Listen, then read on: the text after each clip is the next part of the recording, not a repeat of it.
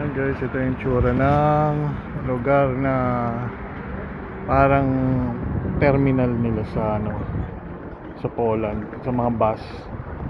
Ayan. So may mga flex bus papunta mga yan. Ako papuntang Croatia. Ayan, mga flex bus. Makikita nyo iba-iba. So hindi ko rin alam kung saan papunta yung mga ibang yan, mga long distance drive. Pero makikita mo ito yung nasa Warsaw siya. So yan, makikita nyo yung mga tao, iba-ibang mga Polish, may mga halo na rin itong mga to. Hindi ko rin masasabi, pero pretty, ang gaganda, wala ka nang itatapon. Ayun, isa pa yun, yan. Ayan, maganda. Hello, brother. Where are you from? No. Excuse me. Yeah. Now, ito,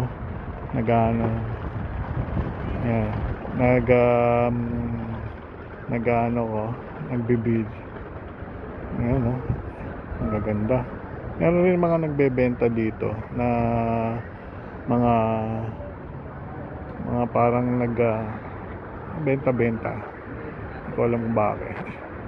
Yan, kanina napansin nyo is nagbebenta siya. So ingat rin kayo sa mga ganon. Ang gamit rin nyo, ingat rin. Ganda. Mapapansin mo, kung malinaw lang yung camera ko at papansin mo parang airport kasi mostly dito sa mostly instead na nagta-travel ka ng by air, mostly yung by land. Sa Europe to parang dugtok-duktong so madali lang sa kanila yon, matagal-tagal lang lang.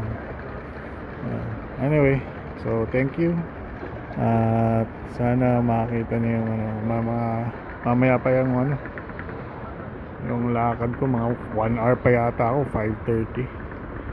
So ayan, gaganda wala kang tatapang pa model.